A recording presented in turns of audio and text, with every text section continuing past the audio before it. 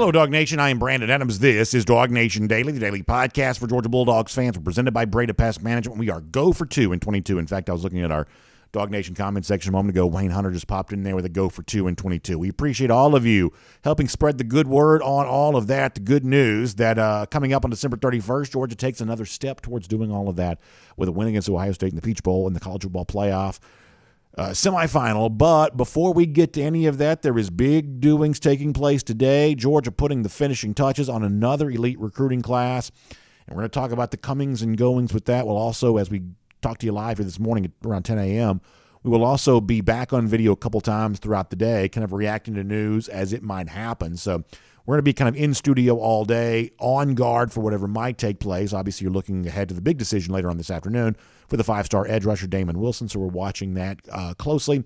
Georgia got some good news already this morning. We'll react to that here coming up in just a little bit. So we're obviously very busy and having a good time, and in the midst of all of that, we'll bring on Mike Griffith to talk some Georgia football here coming up in just a little bit too, as those Peach Bowl preparations are ongoing. But off the top of the show today, there is something that has seemingly changed with the way in which we talk about recruiting this time of year on National Signing Day. And for all the changes we have paid attention to, I don't know that we've paid enough attention to this particular change, and obviously is very present here at the University of Georgia. So I want to talk about that off the top. I think some of you will like this. We'll do that. We're glad to have you with us as DawgNation Daily, the daily podcast for Georgia Bulldogs fans, presented by Breda Pest Management, begins right now. Today's episode of DawgNation Daily is brought to you by Breda Pest Management, the official pest control of UGA Athletics. Presented by DawgNation.com. This is DawgNation Daily, the daily podcast for Georgia Bulldogs fans. Here's your host, Brandon Adams. So I've said this before. I have a pretty high tolerance for drama when it comes to recruiting, and I mean that literally. You know, we joke about this sometimes, but it really is true. I'm kind of a professional wrestling fan, and so therefore I kind of like it when college football resembles professional wrestling, and that's just sort of my personality. I like carnivals and amusement parks and a bunch of things like that, and like a lot of stuff that like some people think is tacky, I sort of think is kind of fun and enjoyable. That's just kind of the way I'm wired, I guess. So when it comes to like signing day recruiting drama, I have a very high tolerance for it, and I kind of, enjoy it. I'm entertained by it. So if you want to do a hat show to make your commitment announcement, I'm there for it. If you want to bring out a live animal, I am definitely there for that. Like whatever you want to do to kind of sort of have fun with your recruiting process, it doesn't really bother me very much. And, once you kind of cross over that threshold of being a recruit, becoming a player, well, at that point in time, my appetite for drama goes way down. I don't want dramatic players, but I don't mind dramatic recruitments because you're young. You only get a chance to do this once, and that's how the game is played. No harm for me. I'm entertained by a lot of it. However, while I feel that way, a lot of you don't, and there's a reason why for a long time now. Recruiting's becoming more and more mainstream as time goes by, but there's a reason for a long time that recruiting really wasn't kind of a part of the sort of mainstream TV and things like that. There are a lot of people who kind of pretend to be into recruiting now that for a long time kind of weren't in recruiting. The business model sort of forces them to be, and so now they maybe kind of are. But part of the reason why, old style TV and things like that version of media was so resistant to recruiting for such a long time is because there are a lot of people who, to be frank, are kind of turned off by it. They don't like the drama of recruiting. They don't like kind of, glorifying, certain aspects of this decision. They think that's a little too prideful, a little too whatever. And who's to say they're wrong? That's not really the kind of the way that I'm wired, but there's obviously a line of thought on that. You understand why people feel that way. My point in saying all of this is to say that if you're the kind of person that doesn't really like dramatic recruitments, if you don't really like signing day drama, if you don't like the kind of the glorification of the decision-making process and the kind of, theatrics that kind of go along with all of this, if you don't like that kind of thing, then I hope that you've noticed that the world has kind of been moving in your direction a little bit over the course of the last I don't know how long this has been the case, but it's certainly true here right now, that if you're the kind of person that doesn't like signing day drama, if you're the kind of person who wants to be serious about football, signing day is becoming a little bit more football serious and a little less about the theatrics and the drama that kind of defined this 5, 10, 15, 20 years ago. Case in point here at Georgia. Think about this for a moment. Georgia today will have more 2023 signees practicing with the team than it will have 2023 signees announcing their decision, and this is National Signing Day. Isn't that amazing? That on a show like this, our conversation of the last few days has not really been so much about, hey, who is Georgia going to add to this class? It's how quickly can Georgia get the guys in this class acclimated to college life? The overwhelming majority of the players that Georgia's signing today, or I should say that are signing with Georgia during this 2023 cycle, are early enrollees. Many of those, and you know a lot of these names, are already going through Georgia practices here right now because of the the calendar, what's kind of made available to you in this period of the early this day and age of the early signing period. They have a chance to participate in these Georgia practices. That's really what this is about. It's not about who's going to put on a hat show, or who's going to bring out a live animal, who's going to do something crazy to make their college decision. Georgia has a couple of those that it's still looking forward to over the course of the rest of this week. But for the most part, the hay is in the barn, and a huge number of these guys are already going through Georgia practices. They are literally working on getting better as opposed to working on how can they announce their decision to the world. That at least for this cycle, and we would have some reason to believe this may continue going forward, that the drama that we used to think about when it comes to National Signing Day has kind of gone away. And what it's really about now is about the nuts and bolts of football, of getting these guys on campus, getting them going, and taking advantage of every moment you possibly have to get yourself better, to get the player better, to get the team better for the future. In fact, Kirby Smart last week was talking about this a little bit. He was talking about how guys have kind of stepped up for Georgia this year in light of the stuff that they lost off last year's team. And in the midst of making that comment, sort of pivoted to the fact that Georgia played a lot of true freshmen this year. This is a team that's going to possibly win the national championship, go for 2 in 22. It's possibly going to do that, and yet it's done so by playing a lot of true freshmen.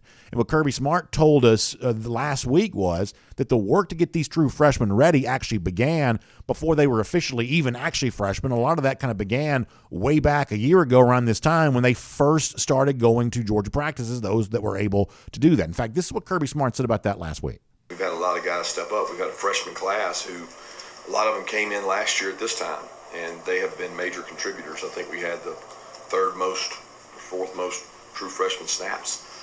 So we did a good job of onboarding our incoming freshmen to give us depth behind the guys we had on our team. So I think that's a big part of college football right now, how fast you can transition your team each year. Isn't that interesting? As I said before, for those of you that don't like recruiting drama, for those of you that don't like signing day theatrics, what Kirby Smart just said is, hey, a big part of college football right now is how quickly can you onboard these guys.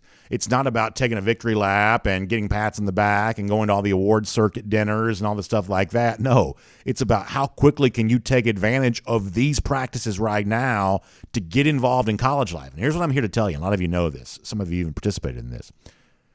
This is not glamorous. The work of being a college football player when you're practicing over Christmas, when you're going through the early morning workouts of the cold, dark winter, January and February and things like that, this is not glamorous. It may be fun to be a college football player when you're walking around campus and everybody's patting you in the back and everybody's impressed with who you are and what you do, but a lot of this stuff this time of year takes place when the students aren't there and when the only thing that's able to be done is just work and grind and get better.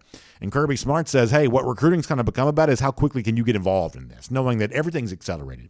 Your chance to even have a player on as a part of your program is kind of accelerated because he may transfer out, whatever else. So nobody wants to waste any time maximizing their opportunity to get the full potential out of the players they have, which means getting you on campus as soon as possible, getting you practicing as soon as possible, and getting the most out of you in as rapid a process as can possibly take place. So if you go back and look at a story that Jeff Sintel wrote the other day, here are the guys that you have already not signing with Georgia today, but they're already practicing with Georgia. They got pads on and helmets on, and they're out there grinding as part of these Peach Bowl practices. A 5-star cornerback like A.J. Harris, a 4-star linebacker like C.J. Allen, a 4-star wide receiver like Anthony Evans, 4-star edge rusher Gabe Harris, 4-star wide receiver Yazid Haynes, 4-star defensive tackle Jamal Jarrett, 4-star tight end Lawson Lucky, 4-star wide receiver Tyler Williams, just won a state championship. Now he's practicing at Georgia. The 4-star linebacker Raylan Wilson. These are the kinds of names that you used to hope to add on National Signing Day.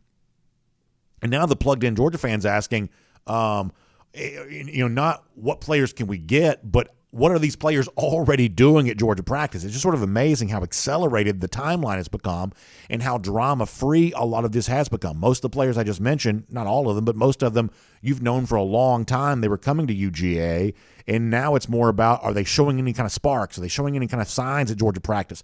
Are they already demonstrating themselves to be kind of getting it? Is the light coming on for them at any point in time?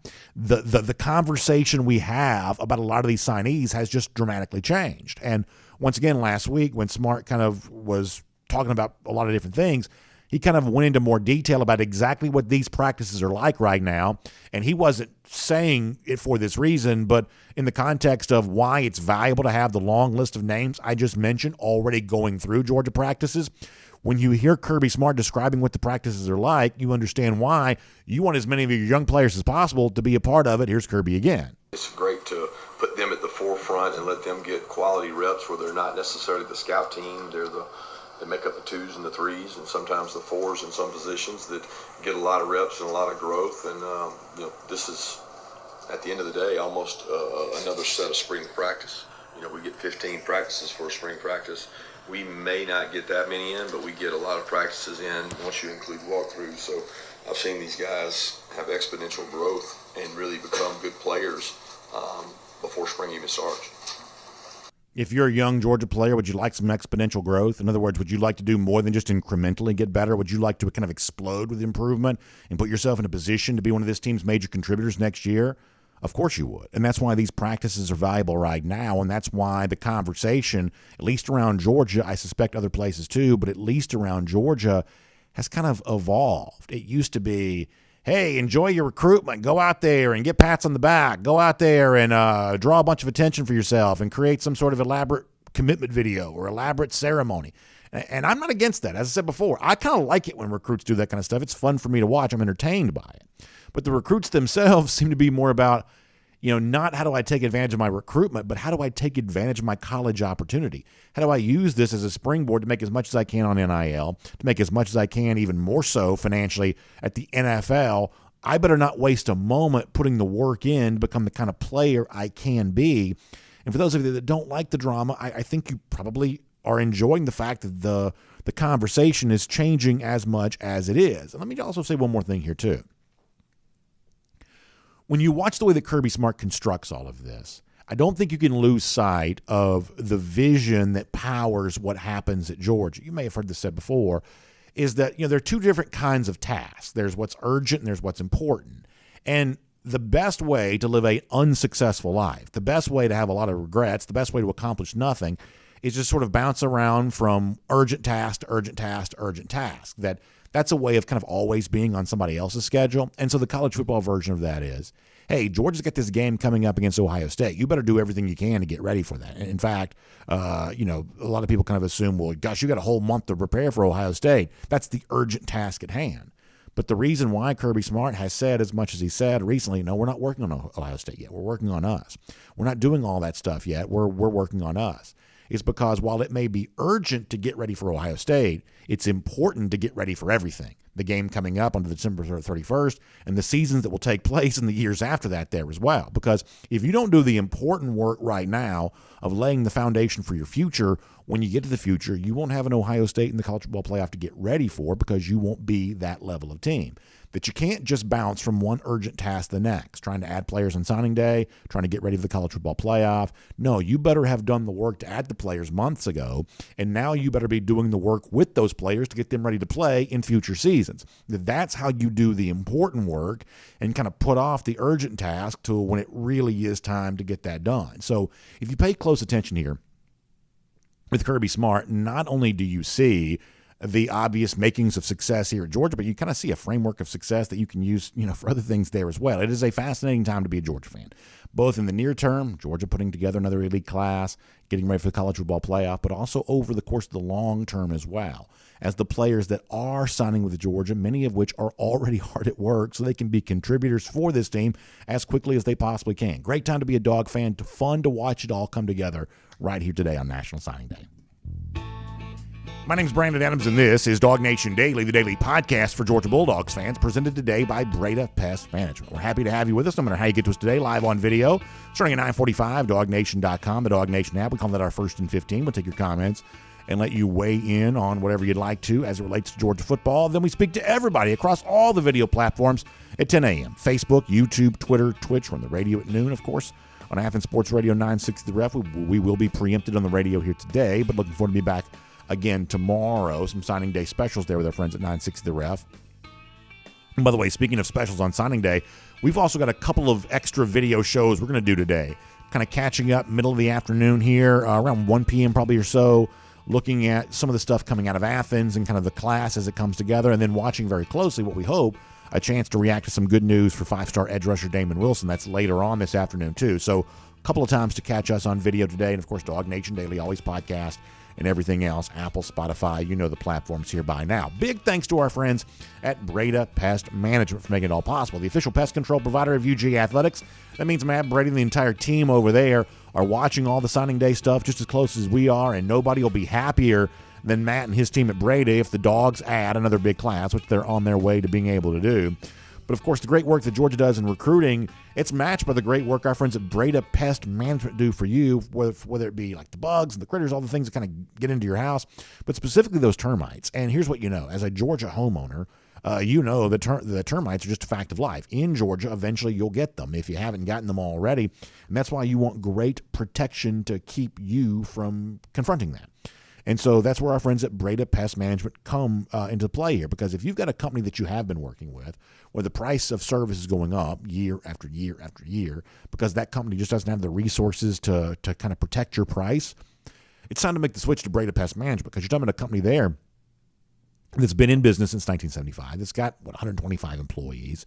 They've got the kind of resources and the kind of strength to give you a chance to make the switch to them and put more money in your pocket just for doing so. So find them online, BredaPest.com. That's BREDA, BredaPest.com. They're the official pest control provider of UGA Athletics. And the same strength they provide to UGA, they can provide that strength for you. And the number one way that's going to show up for you is putting more money in your pocket right when you make the decision to switch to them. So BredaPest.com, BREDA, BredaPest.com. All right, we're going to get Mike Griffith here in a moment. We're going to talk to Mike about some of the other stuff going on with UGA, because the preparations for the Peach Bowl and the College Football Playoff are running concurrently to this addition to the 2023 class, and had a chance to hear from some Georgia players yesterday. You'll hear from a few more today. So Georgia's still busy doing all of that. We're obviously covering that with you. Mike Griffith on that topic here coming up in just a moment. Also this morning, we've already had some good news here. Georgia getting back involved with a player that at one point in time had decommitted from UGA. But Daniel Harris, good-looking defensive back from down in South Florida, has now made the right decision, or at least the decision we think is right, the one that he should have always made. He's now back, as he says, committed 1,000% to UGA, showing off one of those nice edits from Hayes Fawcett. Always does such a good job with those. Kind of sitting on that arch-themed throne that we see Georgia recruits a part of. Got the black jersey on there. He's also, I guess, officially now signed with Georgia, too. Georgia has confirmed that.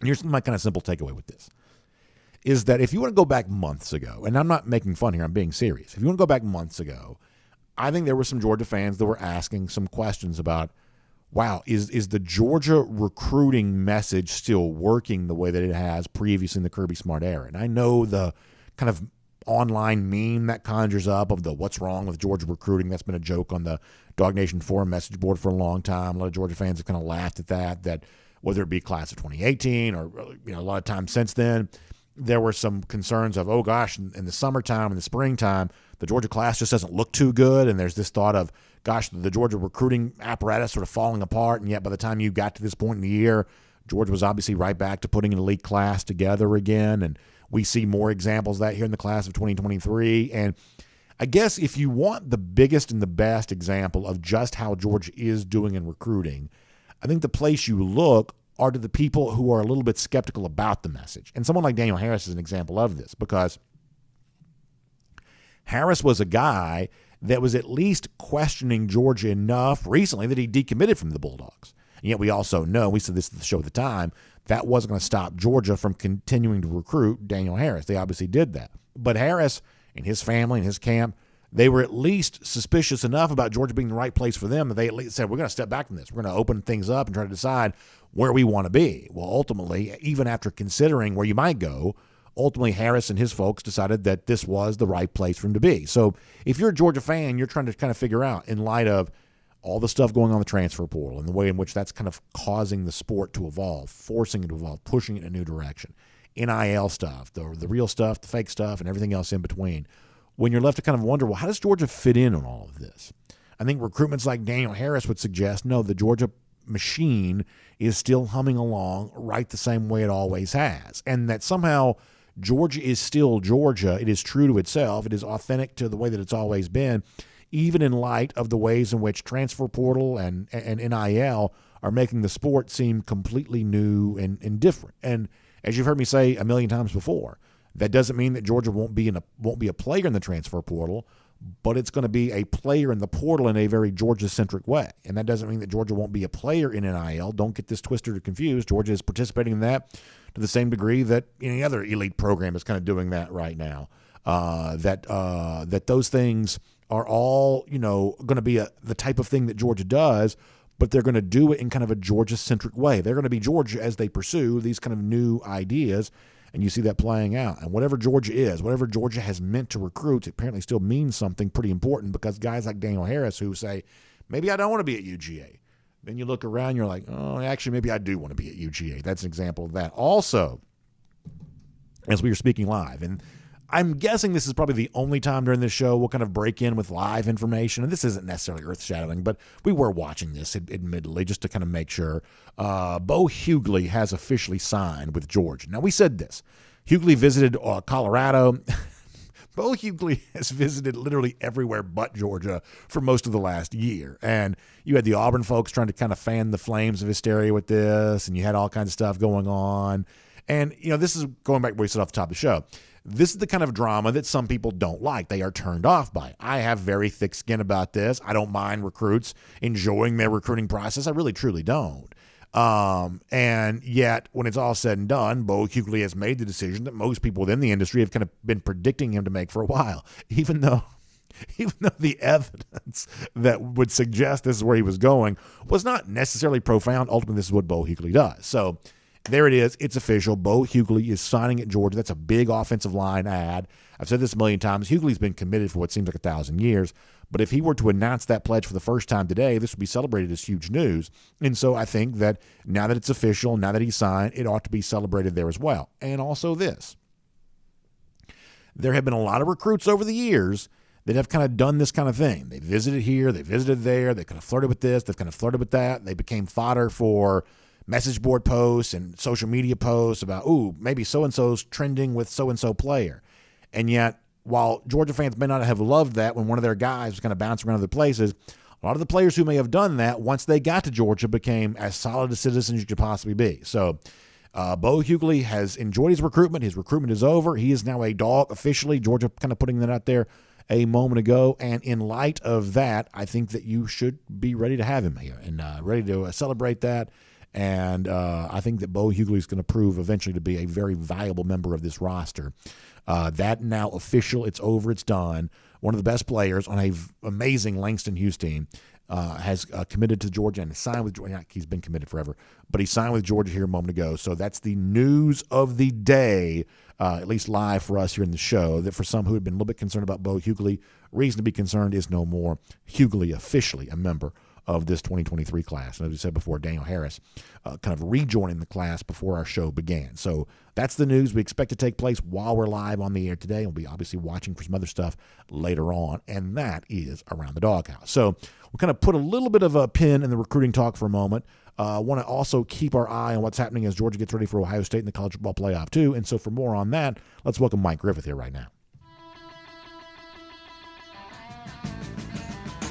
From Athens and across the SEC or wherever the recruiting trail may lead, here's a DawgNation.com insider. So I do want to talk to Mike Griffith a lot about what is going to happen for Georgia on December 31st, because you're still getting ready for that in the midst of all the other stuff that's going on. But, Mike, I know it's not your regular beat necessarily, but I'm still curious of your opinion.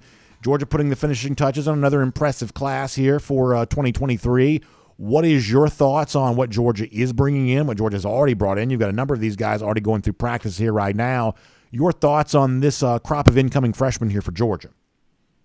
Well, I mean, just the stability is what stands out, Brandon. You know, you look around how crazy signing day's been, and I just posted a silliness signing day story. I mean, Matt Rule with his emoji attack, and on Dan Lanning, and, you know, Rattler with this new Mercedes. I mean, just the college football world just seems to be spinning out of control, and Georgia's just quietly going about their business, just knocking out another class, hitting all the needs, you know, seemingly, you know, pretty strong in all positions.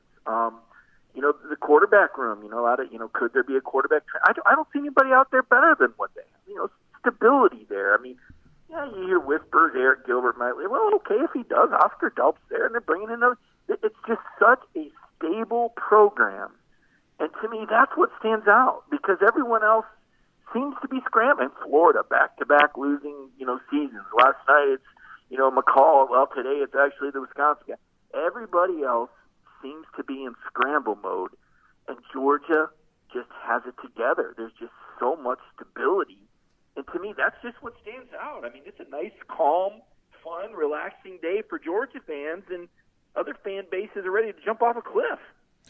Yeah, I definitely think the kind of business-like approach that Georgia takes here is, I think that's welcome for Georgia fans. I do think they kind of enjoy that, because there is clearly a lot of wildness taking place other places. You kind of mentioned, you know, you got, you know, rumors about Drake May, North Carolina. You got Matt Rule kind of firing off what seemed to be kind of some criticism of a couple of the programs and exaggerate NIL claims. And you've got the Miami, Florida stuff, which has been going back and forth. And listen, Mike, as just an observer of college football, I love all this. I'm entertained by all of this.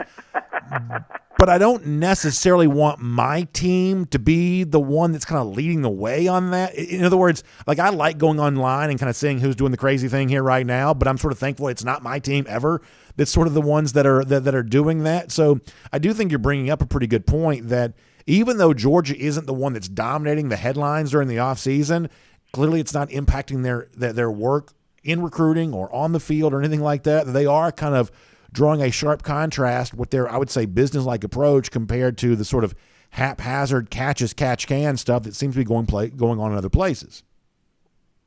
Yeah, and that's where you want to be. You know, Kirby just, you know, last summer, you know, the whole, you know, Jimbo Saban feud and Kiffin in the middle, and Kirby just, it doesn't affect him. He just stays focused and on track. I mean, he put his message out. He said what he had to say about how the NIL was affecting teams and what he thought about it. And listen, Georgia had got Stetson made over $1 million, sold his nickname, he's the milkman, whatever you want to call him. Georgia guys are getting theirs, but they seem to be doing it without the circus environment. They seem to be doing it without turning the locker room upside down. You know, whereas other places you wonder how guys get along. Here, you know, Todd McShay calls out Jalen Carter, and, you know, and all the Georgia players come to his aid and, you know, talk about what a great guy is. I mean, it just, the program just has it all together right now, and it's a great time. I mean, I've been around a lot of programs, as you know, over the last 30 years of my career, and things are good. I mean, these are the good old days. I mean, you got to really appreciate these times, and the great news is, you look at next year's schedule, I don't see it slowing down. Now, you never do see the end coming, I can tell you that. But I just don't see it on the horizon. I think Kirby is too strong and too good of a leader. And as long as this Georgia administration stands behind him and gives him what he wants, I don't see any reason why any drop-off would be imminent. So you mentioned the Jalen Carter thing. I want to talk to you about that because we haven't spoken about that. I don't believe you and I have, but we did hear some Georgia players on this topic yesterday. I know you wrote that story for DawgNation.com. Mike, I've said this over and over again, and I'm not now just saying this because of the Jalen Carter thing. I've said this for a long time.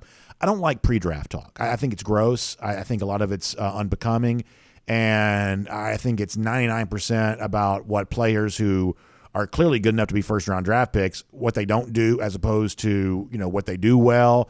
And I think it becomes a way of sounding smart by trying to be as negative as you can possibly be. And I don't like that. I don't like the pre-draft conversation, never have.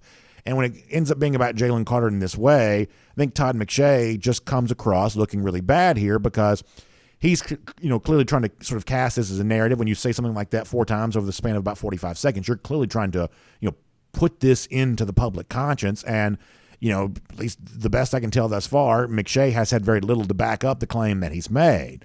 So I was happy that Georgia players came to his defense yesterday. We'd already seen some of this on social media. We saw some of this yesterday with the press conference stuff and the Georgia players who spoke publicly. What do you make about the whole Jalen Carter thing all the way around and the way in which Georgia players are kind of speaking out in favor of him? Well, first of all, I would agree with your breakdown on pre-draft talk. I mean, it is absolutely antithesis of recruiting talk. And recruiting, it's all about what players do well and heightening their skills. We read Jeff's stories, and each one of them's ready to conquer the world. Conversely, in the NFL, it's what they don't do. It's going to the used car lot. It's trying to pick out the scrapes and bumps and the issues that every player's had, whether it's physically. We saw it with Nakobe Dean last year. There were questions about how sound his shoulder was, and there were questions about Azeez Ojulari 2 years ago. Now there's character questions about Jalen Carter. Unfortunately, though, there have been Georgia players that, DeAndre Baker ran into some trouble, Isaiah Will, and you say, gosh, we didn't know that. We didn't know. So we don't know what we don't know, but I don't think fans really, they're not signed up for that. I mean, there was a player last year that got drafted in the first round that had a documented domestic incident earlier in his career, and he still got picked in the first, but he'd gotten over it. But to your point, the draft analysis is all about kind of Aaron. I mean, there were questions. I remember going on a Pittsburgh radio station last year, and they're asking me about George Pickens' character.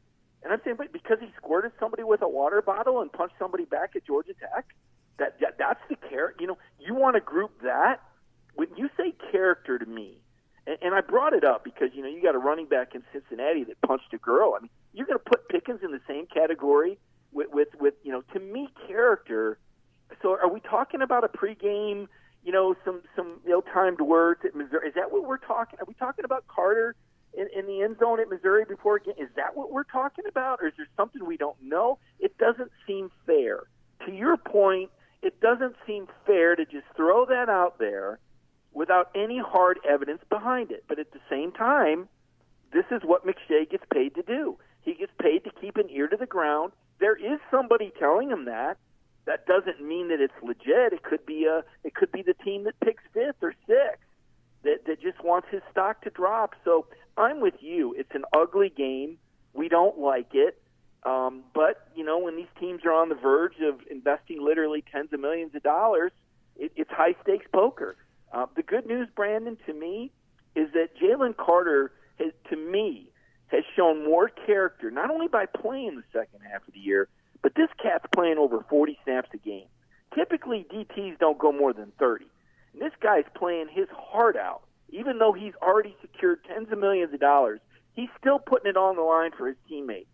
I really respect that. I think that says more about his character than, any pregame ill-advised talk against an opponent. Well, I don't think that's a small point, Mike, and I agree with you on this, that I don't know Jalen Carter personally, and yet I do believe that the most important demonstration of character that you can have, I think, or at least among the most important demonstrations of character, is, do you show up for work? Do you show up and do your job? And it's not a given across the board that all football players are doing that in this day and age, and they've got their reasons and whatever else. I'm not here to litigate that. But Jalen Carter, when he didn't necessarily have to play for Georgia, showed up and played because he's a competitor. At least that's what I presume. He just, likes competing. He likes doing his job. And to me, that's sort of all I need to know. And if he's not, singing Kumbaya around the campfire with everybody else, I don't really care about that. I don't know if that's true or not, but I actually just don't care about that very much, because the only thing I need to know about Jalen Carter is when the red light comes on, when it's time to go out there and perform, no one's performing better. Mike, that to me is a demonstration of character. I'm with you, and I don't know his personality either. The one time he talked with the media last spring, I believe, he was great. He was engaging. Now, I will say this, he was perspiring and he was a little nervous to get in front of people. So I think that's why we haven't seen more of him in front of the cameras. It's not that he's got some, personality. It's just he gets nervous speaking publicly. But I thought he did a great job, and I enjoyed when Jalen talked. I hope we get to talk to him again. It's amazing. He's only spoken once in 3 years, and he's this top 5 pick. I mean, if there's one area that I kind of think Georgia could do a little better at, it would be maybe letting some of these kids' personalities come out. I mean, I went to the Combine last year, and I know you remember this because, you ran some of this on DawgNation Daily. Yeah. We streamed a lot of the live interviews that the Georgia players did from the podium. And let me tell you, they were fantastic. The personalities that came out. I texted Kirby that day. I said, your guys are making a lot of money here in Indianapolis. I mean, the personalities that came out, the stories they told, they were so engaged. They were so comfortable. Last year's team, they not only won that championship, and Kirby said it many times, but to illustrate it, all you got to do is go to our DawgNation YouTube page and look at some of those Combine interviews and look at the examples and the maturity and the stories and think that's what set the mold for these players that are here right now. These are the big brothers that taught these kids that are playing right now how to act, how to fill their shoes, how to win, and you can really see that. You can hear it in Jordan Davis. You can hear it in Devontae Wyatt and Lewis Seen and Zamir White. They were just so engaging. Enjoyed it so much. Really looking forward to the Dogs at the Combine this year. It looks like they'll probably have, I'd probably say 7 or 8 guys, Brandon. But, today's about the future. It's an exciting time. I know Jeff's done a ton of work. Connor's knocking stuff out. Anybody that's gone to DawgNation.com, I mean, it's just a complete catch-up on everything. And I know you're going to be Johnny on the spot all day with your live reports because it ain't over yet, Brandon. That's We're right. just getting started. Let me do one more thing on this, Mike, and then I want to change the subject, talk about the Peach Bowl before we say goodbye to you. And listen, I'm the last one to care about, like I don't really think of myself as a journalist. I'm a show host. That's just what I do for a living. I'm not a reporter. That's never been the thing I do for a living. But I think I speak on behalf of a lot of fans who consume news that someone like Todd McShay, it seems to be fair game for him to take whatever somebody else says about any draft prospect. We're talking about Jalen Carter right now, but it could be anybody else. And that McShay just goes out and regurgitates that. And by the way, he's not the only one. There have been this kind of stuff that sort of pops up with Adam Schefter sometimes on regular NFL news. Wojbomb, whatever his name is in the NBA, there's kind of a version of that for him too, where as long as somebody connected to some team told me something, I'm fair to run with it no matter why the person told me what they told me. In other words, I don't know if he's telling me the truth, but the fact that he's telling me this is enough for me to run with it. And I would say for the average fan, that's not enough of a filter on the part of the media. That if you really do want to take yourself seriously as a reporter, you got to be more than just a mouthpiece for someone connected to an organization. That it's not good enough to say, well, someone said this, so therefore I'm running with it. You ought to be more of a filter on the facts than that. I think the average fan feels that way. Yeah, I think so too. Unfortunately, when it comes to this type of information, NFL teams, you don't ever hear scouts publicly quoted. So, the only information you can get is sourced. And, I'm sure McShay has to share that source with his employer. And, he's a guy who is well connected. Now, to your point, there's going to be the fox in the hen house report that sometimes is erroneous. And one of the things as a reporter, when you're dealing with sourced information, is you've got to kind of weigh it. And be smart enough to recognize when you're being used, right? And that's hard to do. It's hard to know. But if you go to a source and they've been correct over and over and over, you'd like to think that they would be consistent. And again, the problem I have with this isn't that it's sourced; it's that it's not specific. He has a character issue because what? Because what is there? Was there? That's what I have a problem with. Is it's too vague for me. It's just too broad of a term. Character issue can mean a lot of different things. And in this day and age, there's a lot of guys in the NFL who have serious, and there's former players. I mean, just look at Willie McGinnis and his horrid video of this former Patriot. This guy was treated like a hero. He's on TV. He's beating the hell out of somebody on this video. And you Google his name and you find out he's got an assault charge pending from 2016. And you dig deeper and you find out there were charges at USC that got dismissed. And you think to yourself, did this guy get past the... So unfortunately, there are issues with character. All over society, by the way. The only difference is because these are public figures, we're talking about athletes, we're talking about movie stars, and yes, Brandon Adams, you're a public figure too, although thank goodness we don't have anything like this to worry about with DawgNation Daily. But out without much recourse, and that's very unfortunate. So to finish off here, Mike, the preparations for the Peach Bowl are ongoing for Georgia. They've been practicing even throughout all this recruiting process stuff, and they've been pretty clear to say they haven't been quite working on Ohio State as of yet, but now it's time to start doing that because next week is game week. What's your sense on Georgia's level? I don't say level of preparation, but what's your sense on kind of where Georgia is in its process towards getting ready for this huge playoff game coming up next weekend? I think they're confident. I really do. I feel like, talking to Smile and Zion yesterday, I got the feeling that that's a confident team. That's a team that knows what they need to do. They know what they have to do. It's painting by the numbers. It's staying prepared. The only thing that needs to change, and I think it will, there's no reason to let the lion out of the cage right now. There's no reason at all for Georgia to be foaming at the mouth right now. It's just not time to turn the dogs loose. I think when they come back from Christmas and they're on site, I think that's when Kirby's going to make it real. I think that's when he's going to have an I want to eat moment. There's no reason for him to do that right now. But right now, this is preparation. This is some good on good. This is some hard work. These are players that are going to be assignment sound. They respect their opponent. They certainly don't fear them. I asked Munson about that yesterday. I said, "You kind of get a little geeked up playing a Big Ten kingpin." Not really. It's just this is where Georgia's at. The opponent, as Jeremy Pruitt said it best, the opponent is in the mirror. And as long as Georgia answers the challenge every day, they know their best is good enough to win. If they play their best, nobody's going to beat them. They know that. There's a comfort in that. But there's also a challenge that every day has to be better than the day before. But again, these guys are conditioned. It's a very special program. It's not for everybody.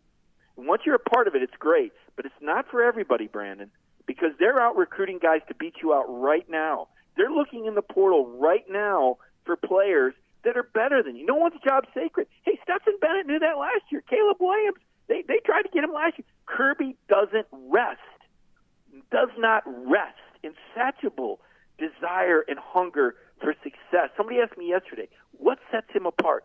That's it. It's never good enough. If it ain't broke, make it better. Every minute, every day. That's what's taken Georgia to the top, and that's what's going to keep the Bulldogs there. Mike, good stuff. Thanks for being with us here today on DawgNation Daily, presented by Breda Pest Management. We hope you have a great Christmas. Obviously, I think the next time you and I speak, we'll probably be in Atlanta. So we're looking forward to seeing you there for that, getting ready for the Peach Bowl, and I hope you get some time with some family here to enjoy over the course of the next couple of days. And, of course, in the midst of all that, we'll continue to read great content from you there at DawgNation.com as well. Thanks, B.A. Let's take a look around the rest of the league. This is SEC Through. So Mike's talking about the Peach Bowl there, and I promise we'll get back to some recruiting stuff here too. I do have a little bit of a theory that I'm working on right now for the Peach Bowl, and I'm here to tell you, I don't know that this is right. So just understand this. This is me kind of like workshopping. I'm thinking out loud here for a moment. But if you go on some of like the secondary ticket websites, and I'm not going to promote any of them, but you can certainly, you know what I'm talking about, the websites that sell tickets to this game. The current get-in price for the Peach Bowl is actually not as high as, like, say, the Georgia-Tennessee game was around this time. Now, there's also more build-up, I guess, to this game, so maybe next week that sort of changes. But right now, I would say the overall get-in price of the Peach Bowl is a little cheaper than the get-in price was for the Georgia-Tennessee game. We have a little bit of a track record here. And yet, even though that's true, the overall ticket prices, now they're way, way expensive. So I'm not here to tell you that it's cheap to go to this game. It's amazing to me how expensive every game is now. But the get-in price is a little bit lower right now than it was for the Georgia-Tennessee game.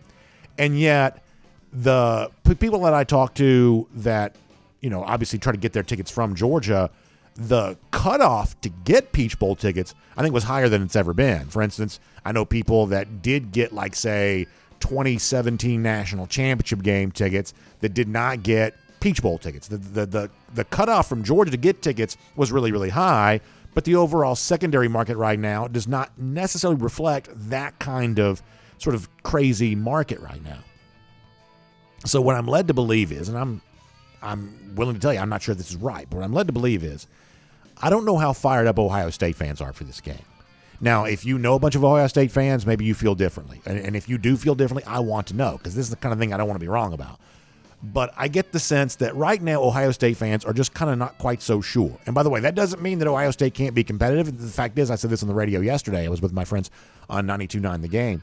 I sort of believe this game is going to be more competitive than the average Georgia fan seems to think. I do think Ohio State takes a pretty good shot at Georgia. And I think that Georgia's going to need to beat its best to win. I believe that Georgia will win, but I believe it needs to be at its best to do so. But I get the impression that Ohio State fans are not quite so sure. In fact, I have to be honest about this.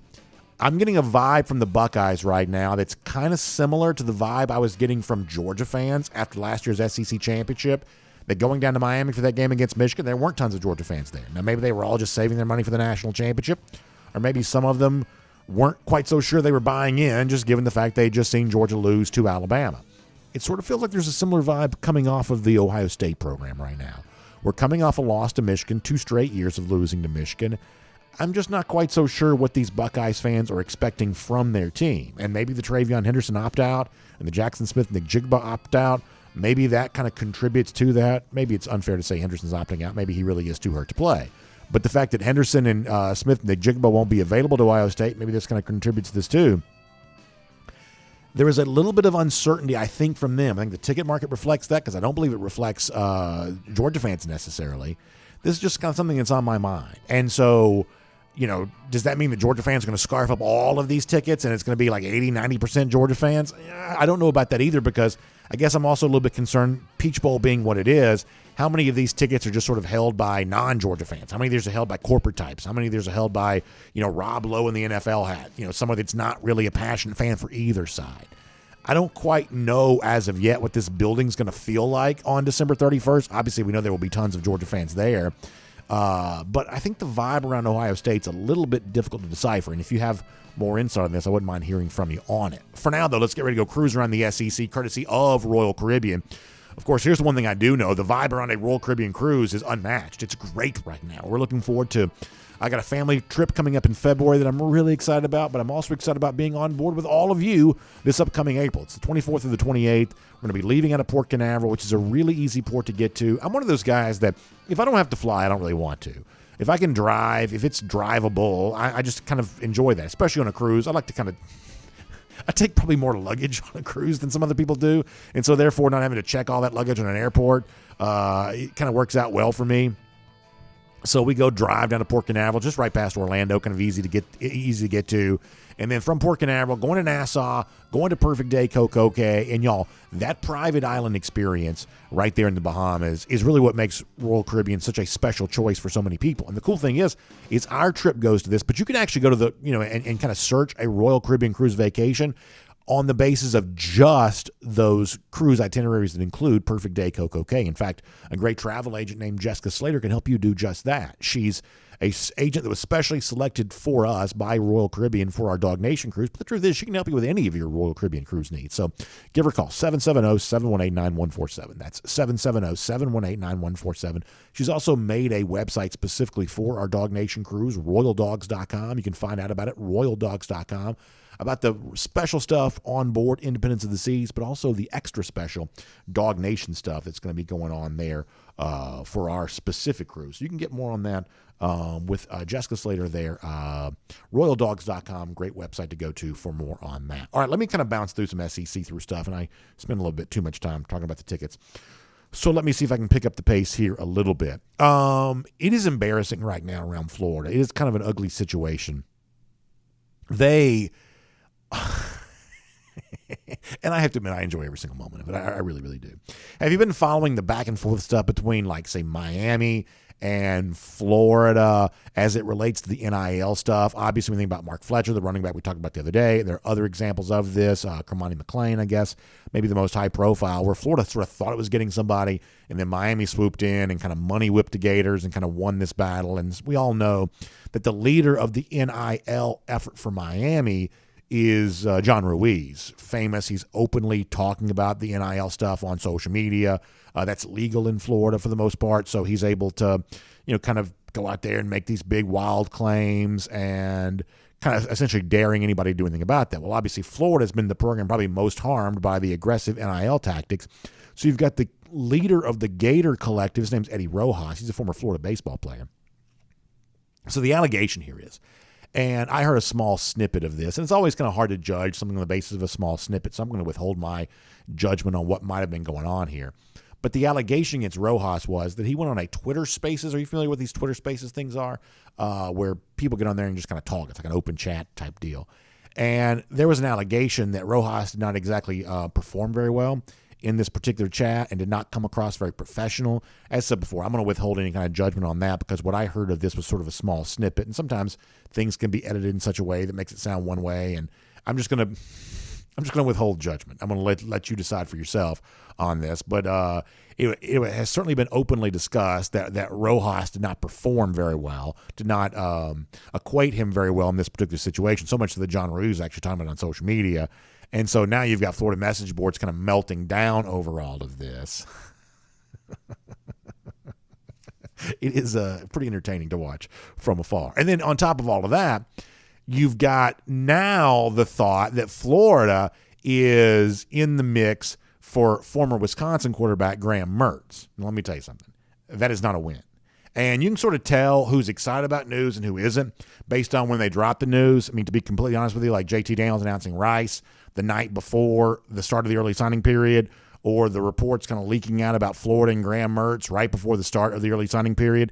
There's a way to maximize attention for a news drop, and there's a way to minimize the attention for a news drop. And it's pretty obvious that when stuff leaks out right before the beginning of the early signing period, that is not news that's designed to get the most possible attention. And so after Florida, and Mike kind of mentioned this a moment ago, the thought of, maybe the Grayson McCall sweepstakes or the this or the that. All of a sudden, it's possibly Graham Mertz, as reports would suggest, an interception machine from Miami. I should say for Wisconsin. I'm not trying to, pick on Mertz. I don't have a bad word to say about him necessarily. But this is not like one of these super high-profile quarterbacks, especially after last year's big quarterback addition was Jack Miller. Now, listen, Florida's got, Jay Rashada coming in. They got, what's his name, the class 2024. So the quarterback position is actually the one spot they're recruiting pretty well right now. But in terms of the transfer quarterback names they have added, will add, this is not the dramatic roster transformation that Florida fans were hoping that Billy Napier would be able to provide. Frankly, this feels like sort of a little bit of a Sun Belt quarterback ad, which may be appropriate given his ties to the Sun Belt Conference. Moving on from there, by the way, speaking of quarterback stuff, okay, so also we have some news coming in here. Isaiah Nixon, a 4-star defensive lineman, has flipped from Florida to UCF, I guess there as well. This in light of the other day, Florida's trying to flip the defensive lineman from UCF and couldn't do it. And now you've got this guy flipping from Florida to UCF. I will admit this is not a recruiting battle that I'm all that well-versed in necessarily. But you've heard me say now a couple of times that I do think that Malzahn's a little bit of a presence in the Sunshine State when it comes to recruiting, because UCF is a Big 12 team now, and Malzahn's been battling Florida in recruiting for a million years. This idea that Malzahn won't get some of his in competition with Florida, of course he will. So I'm not an expert on this recruiting battle in particular, I have to admit, but it does kind of fit in with, at least by appearances, some of the stuff we've been talking about before, which is I do think you have to take Gus Malzahn a little bit seriously on the recruiting front down there in Florida right now. So maybe more bad news to the Gators, and you obviously love to see that. By the way, speaking of transfer quarterbacks, this is how you do it big. Kentucky steps up and wins with Devin Leary, the former NC State quarterback. And the way this is being spun in the media is because the backstory here is that Liam Cohen is apparently coming back as Kentucky offensive coordinator. Now, I have to admit something. The other day, we reported on this show that news was final. Apparently, it's not final because Liam Cohen gave this sort of cryptic message here this week where it certainly strongly suggested that he is coming to Kentucky, but I thought the other day this was final, and I guess it's not. Cohen's still working with the Rams right now, but all intents and purposes are that he is coming back to Kentucky. In 2021, he was viewed as a very good offensive coordinator, and this is a pretty big win for Kentucky, bringing him back. Rich Scangarello, the offensive coordinator they had in place for 2022, was a total failure, disaster.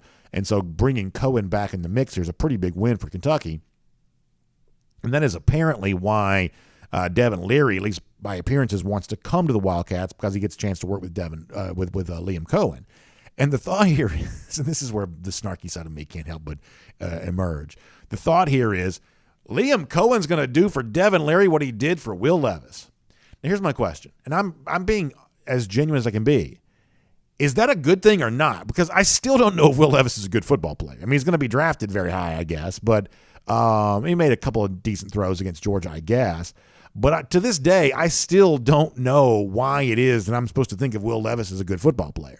And I'm not quite so sure that being the next Will Levis is a good thing. I mean, frankly, I think that I've kind of heard it said before that Leary was sort of the Will Levis of the ACC in a lot of ways. So he's kind of already kind of gotten some Will Levis comparisons. But nonetheless, this is one of the bigger quarterback names that's out there in the transfer portal, and it's a pretty big win for Kentucky getting him, especially since we had some reports going back to the weekend that Leary was visiting Auburn. So this is an example of Kentucky kind of going head-to-head here with some SEC programs and bringing in a big name. And if Florida really does add Graham Mertz, this is clearly an example of Kentucky beating Florida for a much more high-profile quarterback. Sort of, you can say, what's the fit with the offense? That's a different topic. But in terms of just a bigger name, this is clearly an example of Kentucky adding a much bigger name if that's the way that goes down. Then quickly I'll say this. Charles Kelly looks like he's the next defensive coordinator for Colorado. This is an Alabama assistant, been working there with Nick Saban. That's a pretty big ad for Deion Sanders and an example of, listen, the first step to being a good coach is putting a good staff in place. When you bring on the Kent head coach as your offensive coordinator and Charles Kelly as your defensive coordinator and guys like Nick Williams as your position coaches, it certainly seems like Deion Sanders is putting a good staff in place. And compared to the rest of the Pac-12, this is going to have a lot more real football to it than a lot of the other stuff that probably exists in a lot of places around the Pac-12. So I think that Deion to Colorado is a very, very interesting move. I really do. And the early returns here are that he's adding pretty, nice assistants. I think that Charles Kelly's a pretty good hire here. So there is that. And by the way, speaking of Alabama, they get another big recruiting win. They flip Caden Proctor, offensive lineman committed to Iowa, to Bama yesterday. This had kind of been expected, but it is an example of what Alabama's doing right now. You can say what you want to about them on the field, and there's reason to be skeptical of what the on-field product looks like for Alabama, but in recruiting, they are putting together a strong 2023 class. I guess they're going to lose at least one battle today. They may lose one of their guys here today, but for the most part, they're going to hold on to a really, really strong class and put together a number one type class here. So honesty compels you to admit it's been a good recruiting cycle for the Crimson Tide, and Caden Proctor was an example of that yesterday, and we'll make that cruising around the SEC courtesy of Royal Caribbean. Now, I have to confess one thing. Yesterday, one of the bowl picks I gave you did not cash. I kind of liked Toledo against Liberty. Liberty kind of a mess right now in the absence of Hugh Freeze. Toledo does win the game. They do not cover, so you can't win them all, and I did not win that one yesterday. And by the way, that's what I get for Toledo is probably the biggest underachieving team in the entire MAC. And so hitching my wagon to the Rockets yesterday may not have been all that smart of a move as it was. But the fact is, many of you are better at picking all these games than I am anyway. So you might as well put your money where your mouth is and go to our friends at MyBookie. Here's how it works. You can type MyBookie into your internet browser. The internet will literally do the work for you, get you where you need to be. And when you get there, you can use the promo code DawgNation, all one word, spelled the way it's supposed to be, DAWG.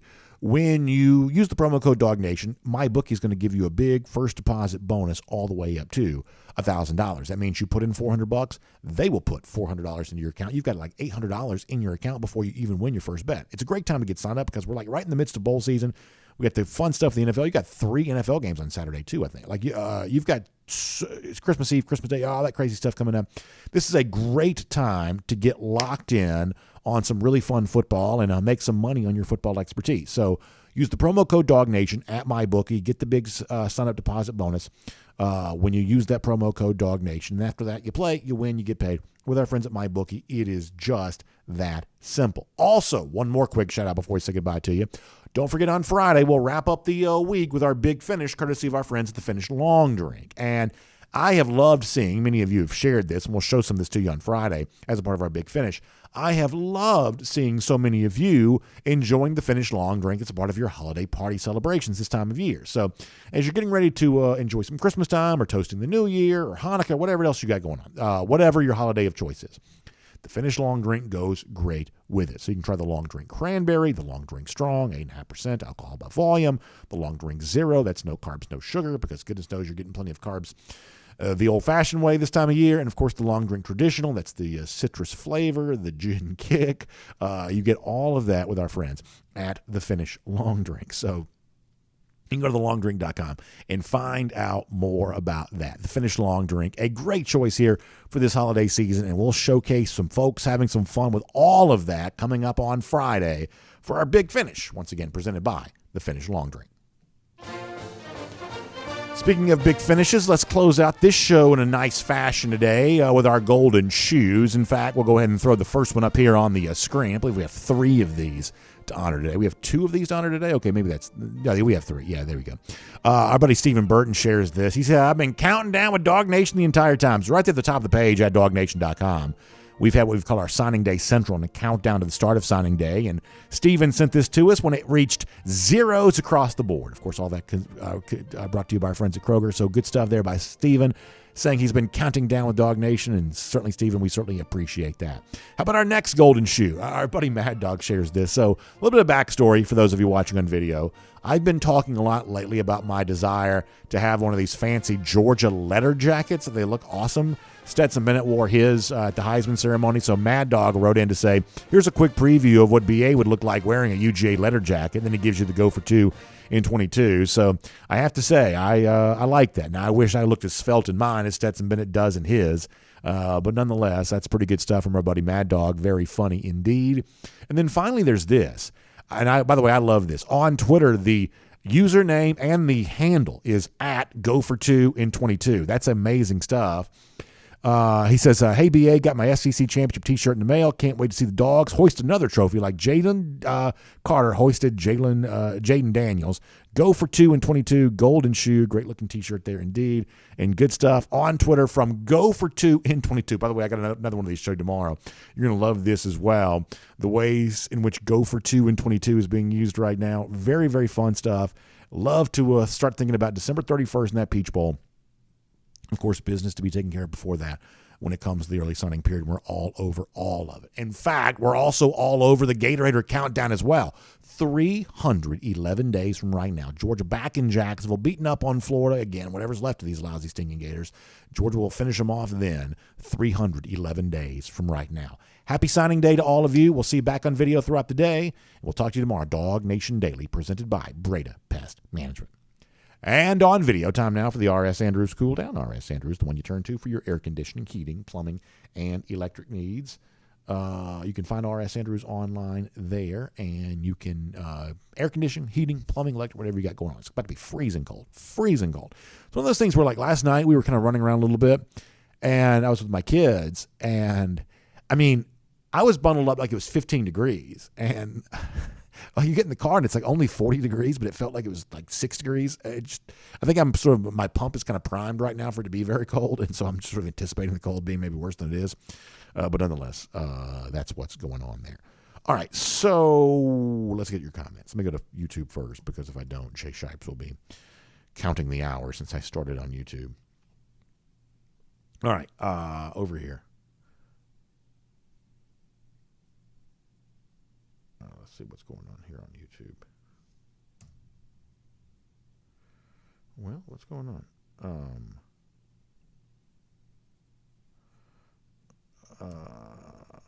So I'm not seeing. Oh, you know what? We have the same headline from yesterday on our YouTube here right now. Somehow, some way, we kind of got that going on. Yeah. So I don't know about that. But yeah, now I found it. All right. So we're here now. Mount Mitch says, I don't know about y'all, but I'm thoroughly enjoying the meltdown here for the Florida Gators around signing day. Yeah, listen, it's fun. And now, I mean, part of me always kind of also is kind of self-aware here, too, of like the fact that I obviously revel in misery for Florida, so I think people have a tendency to assume that I'm not exactly the most reliable source when things are not going great for the Gators, which I understand where that comes from. I do. I'm aware of that. But I would say that some of the stuff you've seen out of Florida the last few days is not great. You know, losing 30-3 to Oregon State, having to kick the field goal to do so, to avoid the shutout streak coming to an end. I don't quite know that preserving that streak necessarily has worked out too well for Florida in a PR standpoint. It's almost like, do you let something like that just sort of quietly die in the hopes that it just kind of goes away, as opposed to kind of highlighting the fact that you had to sort of scrounge for whatever points you can get right at the end of the game? The NIL stuff is just weird. I mean, it's just weird. Some of the stuff you're seeing kind of play out online is just very, very weird. Phoneme Unit says, when it comes to cold weather, I'm just going to be inside watching football. That is definitely a smart play here right now, I would say. That is definitely a smart play.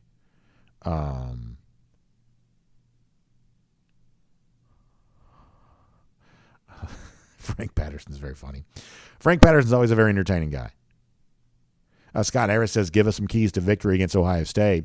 Yeah, to me, it comes down to the two lines of scrimmage. I mean, I think the two areas which you should see Georgia be at its best, needs to be its best, are, the Georgia offensive line against the Ohio State defensive front and the Georgia defensive front against the Ohio State offensive line. Now, listen, I say that knowing full well that you've got a couple of guys, Paris Johnson and others, who've kind of played at like an All-American level for Ohio State here this season, but that ought to be an area in which Georgia at its best kind of showcases some vulnerability. So that's where it kind of comes down to. This is a line of scrimmage game. Most Georgia games are. But for me, it's what Georgia can do on both lines of scrimmage that ultimately kind of matter right there.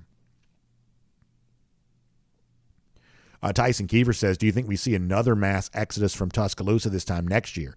It seems like the NIL is the backbone of their class. Yeah, I kind of wonder about that. I do, Tyson. Last year Nick Saban made a big show out of accusing Texas A&M of buying its entire recruiting class. Well, now that it's Alabama as the number one class, is anybody going to step up and say, hey, did Alabama buy all these players? And I really am a little bit uncertain about what's about to happen for Alabama. I think it could go one of two ways. I think they could still be Alabama and be kind of right back in the championship pursuit next season. I mean, obviously they have to figure out who their starting quarterback is going to be for that to be a reality, but they could be right back. Obviously, this recruiting class suggests there's still some bone structure there that really matters. So obviously you've got that going for you, but there's also a chance that what we saw this past year was just a precursor of what's coming next, which is even more losses for Alabama. And I'm not entirely sure that won't be what happens here. So in terms of holding on to these guys or holding on to that, we've already seen a lot of transfer portal departures from Alabama off this year's team, and that's kind of what's funny about the spin zone of, hey, we don't have any opt-outs for the Sugar Bowl. Yeah, but you also have like a dozen fewer players than you used to have, or whatever the number is. You're not counting guys who are leaving the program as opt-outs. They've opted out of they're not just opting out of the Sugar Bowl, they're opting out of the entire program. And so, you've got that, kind of going on. So let's see what else. DMart42 says it's coming to light that a lot of these huge NIL deals are people lying, so we'll see. I've been saying this. I've been saying this for a long, long time, that the exaggerated NIL claims are ultimately not helping anybody. They're just making the entire process seem confusing, and that there really is a little bit of a responsibility to kind of call out some of the most grotesque exaggerations. In other words, I'll give you an example of this. So yesterday, Pat Narduzzi, the Pitt coach, goes on a radio interview, and he repeats the rumor that we've all heard. Anybody that's been connected to college football has heard this rumor that Drake May turned down $5 million from a couple of different schools to leave North Carolina. And Narduzzi is, in the interview, saying something to the effect of, I'm not going to tell you who it was, but I know the two schools or whatever else. And this is just sort of the thing that goes on. And here's what I'm here to tell you. And we saw this, by the way, during like some of the pandemic stuff too, when there was discussion about whether or not football would be played or not. What people say off the record and what people say on the record are very, very different things. And so in the kind of hearsay rumor mill stuff of, well, I heard Drake May got offered so-and-so dollars by so-and-so program, all of a sudden when somebody else repeats that, like a coach, like Narduzzi in an interview, that gets treated as fact. But, I mean, I think it's very, very easy to take a big 7-figure total like that, divide it by 10, and then you say, well, is that the actual real number? You know what I'm saying? Like, I just think that you'd be much more closer to the truth doing something like that than you would be with some of the other crazy stuff that's out there. Because here's what I'll tell you. I'll try to make this as quick as I possibly can. For a long time in recruiting, the most common story you would hear of is this, is that so-and-so player signed with School A on signing day.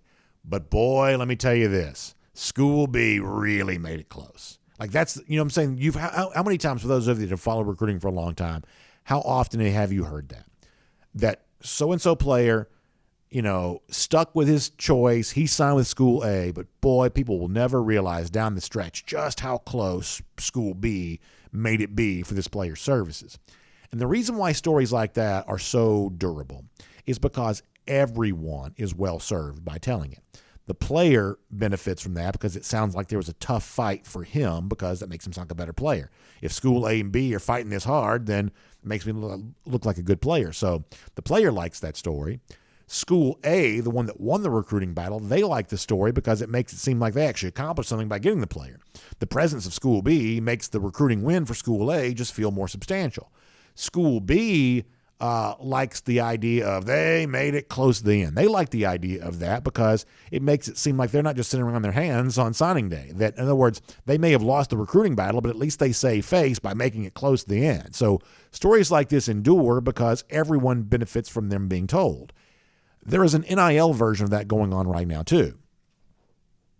That when so-and-so player went to so-and-so school because so-and-so school offered him $8 gazillion, well, everybody kind of benefits from that story. The player benefits because it makes it sound like he's the kind of player that's worth this much money. The school that allegedly made the huge NIL payment, they benefit from this because it makes it seem like they've got the kind of a bank account that can provide those kinds of payments. And then the school that loses out on the player, well, they benefit from this too because they can throw up their hands and say, yeah, we lost out on the kid, but that's because of the fact that we got money whipped by so-and-so player. So if you want us to win this battle in the future, you better give us some more money. That the reason why there are so many exaggerated NIL claims out there right now is because everyone benefits from the exaggerated claim. And by the way, the media benefits from the exaggerated claim too, because the media has a really good story to tell, because a big number just sounds better. Drake May turned down $5 million. That just sounds good. And in every instance, when there's like some sort of huge 7-figure number being thrown around, everyone sort of benefits from that story being told the way that it's being told. But if you really want to know what the truth is, then you should probably view all this with a certain degree of skepticism. Jonathan Aaron says, I don't see any big flips coming our way today. Do you? He says, I think we will get good news today and tomorrow with the players we are watching. Yeah, I don't expect anything unexpected to happen. Now, I guess you would say, well, that's what makes it unexpected. You didn't expect it to happen, which is certainly a fair, evaluation of the word choice. But I think it's just about done for Georgia. I think they have a very good chance of getting Damon Wilson. I won't count anything as done before it's over with. And I think they have a good chance at Jordan Hall tomorrow, and I certainly won't count that one being done either until it's over and done with. But your big news was Daniel Harris early this morning. You're watching for what's his name that flipped from NC State, and then of course Damon Wilson and possibly Jordan Hall tomorrow. Hopefully Jordan Hall tomorrow. That's your big news. But in terms of any kind of like really wild scenario, I'm just not even really sure there's even much left that could even be a possibility on that. This really is kind of what it comes down to. Now, if you're going to start thinking about, well, what about Ra Thomas? You think about the end of the week for something like that, that maybe comes in play then. And so if you're looking for something, unknown or unpredicted, well, you start kind of thinking about when do some of these transfer portal names drop, if they do drop in Georgia's direction. So maybe you think end of the week for the possibility of a Ra Thomas. But in terms of the traditional signees, high school signees, it was Harris this morning. It may be KJ. It may be Damon Wilson. It may be Jordan Hall, and that's really about it. Frank Patterson says, could we get a Travis Hunter chortle? I would certainly say that Hunter is chortle worthy. Florida Dog says Travis isn't coming to UGA. Maybe he won't. But I am not waving a white flag of surrender on that as of yet.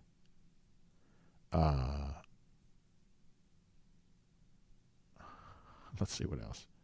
Let me go to Facebook here for a moment.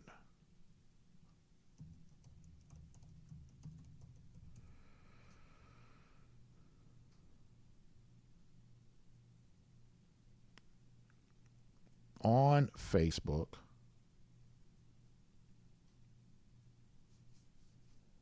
Ryan Walker says, Chef Kirby has gone grocery shopping and stocked up for the Banquet of Soul Food Championships. He's going to serve doggy style with the top class and will win another national title. He says, extra sauce, no napkins, and keep it messy. Going for, I like that. Ryan Walker, very, very fun. Very entertaining. I like that. Kent Holcomb says, can you imagine Larry Munson having a podcast like DawgNation in the Herschel years? I no doubt would have been a daily watcher of that as well. Listen, I got a chance to hear some of Munson when he was a radio host. Now, I tell you what you got to do, and one of these days we'll do this. So Jeff Sintel actually was an intern on the Larry Munson radio show, the one that Larry did with Jeff Van Note, the former Falcon. So Munson and Van Note, I was very young. But Munson and Van Note was a show. It's on 680. I think it was a different 680 than the one that exists now. But in Atlanta, Munson and Van Note was on the radio. I think they did some other radio shows too, and some other stations maybe as well. Were they on 640 at one point in time? But so Jeff was a radio intern with Larry Munson on the Munson and Van Note show, and I think he can tell you some really good stories about that. I kind of got my start professionally as a radio intern too. Ironically, that Jeff did a version of that, but I didn't do that until many years later. So Jeff actually worked on Larry Munson's daily radio show for a little while, and one of these days we'll kind of pin Jeff down and get him to tell some stories. Maybe that'd be a great thing for the Dog Nation cruise, because that may be more off-air cruise-related content. Maybe in that case. Ryan Walker says Larry Munson actually used to host a fishing show. Let me get the rest of this. He used to host a fishing TV show as well back in the day, and he called Falcons games. Yeah. Now, listen, I actually have good memories of Munson calling Falcons games. In fact, speaking of Deion, we talked about him a moment ago, the Munson call of the first Deion Sanders punt return for a touchdown, like that's as much of my childhood as you can possibly get. It is a great image. Am I right about this? Like Deion catches the punt, drops it, picks it up, and then just houses it. And then like Munson's giving you the call of that. Like that's, if you want to know what like Atlanta and Georgia felt like circa, 89, I guess, that's it right there. It's Deion the Falcons, Munson calling the games. That was a good time right there. He didn't call the games for a long time, I don't think. But he did call the games for that period of time. Munson was your Falcons play-by-play announcer. Now, like say Gene Deckerhoff, the legendary former Florida State play-by-play man who's actually stepped down this year from doing the games. Deckerhoff was the Bucs play-by-play man for a long time. Like he did both jobs. He did FSU and he did the Bucs. Munson only did the Falcons for a brief period of time, but it was fun when he did it. And I didn't know, as Ryan said, that Munson did the outdoor TV show, the fishing show. But he was a big fisherman. He really was. In fact, like he had some connection with some other famous fishermen. I want to say that like, I don't, there are people who know this stuff so much better than I do. But I want to say that like, Ted Williams was a great hitter and famous fisherman too. Williams was a huge fisherman. I want to say that Munson and Williams kind of knew each other through fishing or something like that. There are people who know this history better than I do. But yeah, Larry loved to fish. Big fisherman.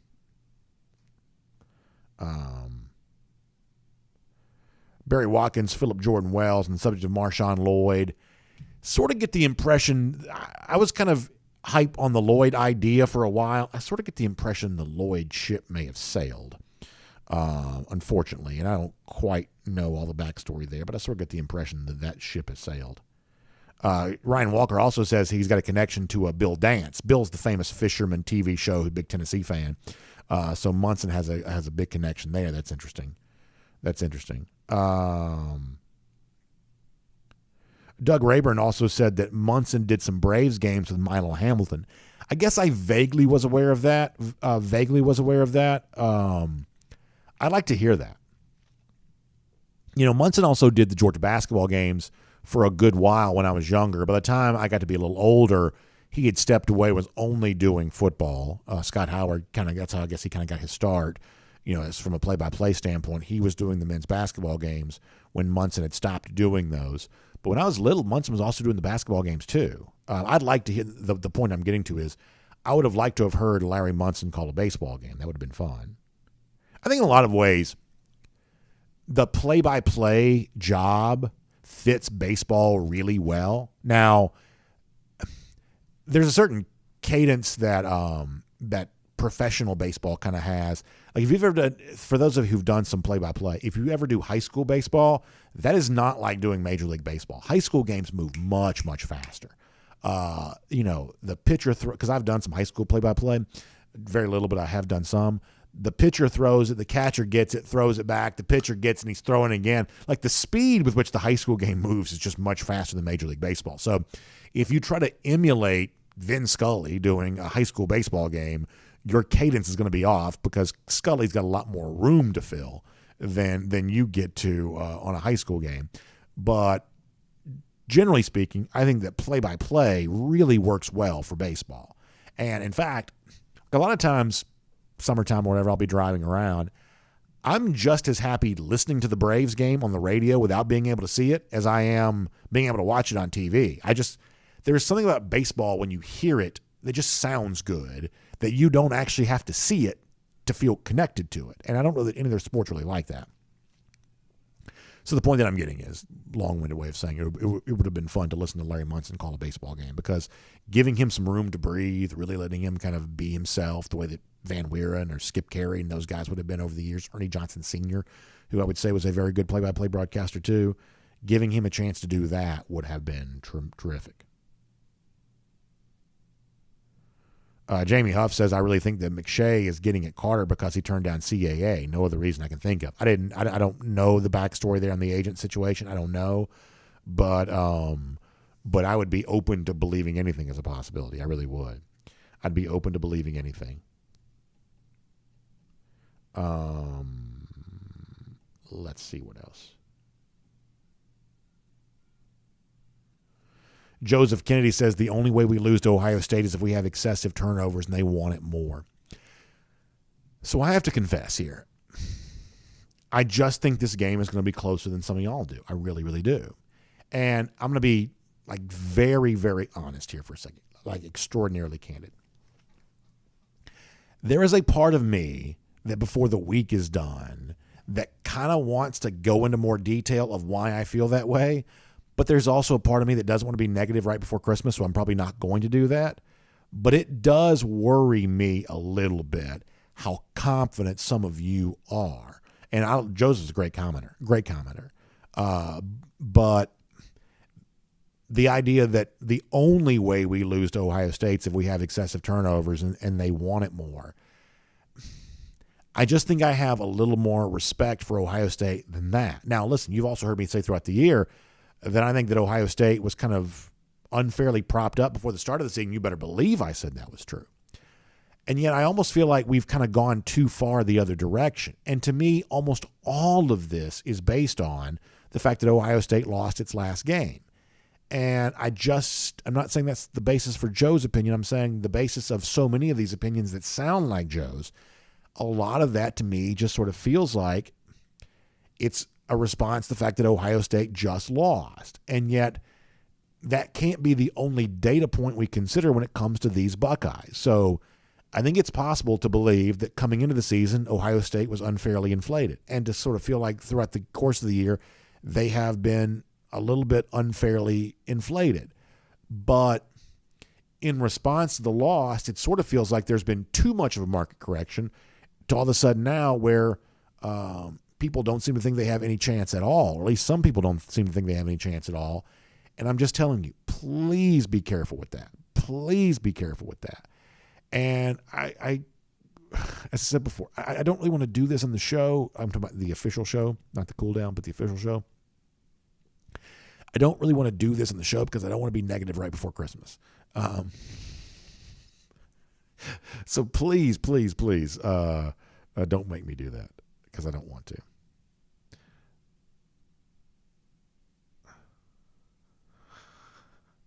Let's see what else. Joseph Kennedy says, I'm just going by the trend. We have scored 99 points at the Benz this year. And I don't deny that. It is good to be playing this game in Atlanta. You are absolutely right about that. And ultimately, if you say that you think that Georgia's going to win the game, I think that too. I really do. I believe that Georgia's going to win. But as I said on yesterday's show, I think it was, I think this is a game in which Georgia needs to be at its best to win. Part of my confidence in believing in Georgia is the assumption that Georgia will play at its best and highest level. And that's why I think you would show some confidence in Georgia. But I don't believe the gap between Georgia and Ohio State is is wide enough that Georgia could kind of play around and still win this game. Let me say this a different way. And maybe I will do this in the show. I think Ohio State's way better than Tennessee is. I do. And we saw Georgia dominate Tennessee. And we saw Georgia play very well in doing so. But I actually don't know that Georgia maybe had to play its absolutely perfect best game to beat Tennessee. I mean, Tennessee's an opponent that earned your respect over the course of the season. I believe Ohio State's better than Tennessee. I think I'm comfortable in saying that. And I guess that's the kind of the crux of my thing right now is that I do believe in something close to a neutral site. We'll see how neutral it actually is, but something close to a neutral site. Georgia's playing a team that's better than Tennessee. That's what I believe.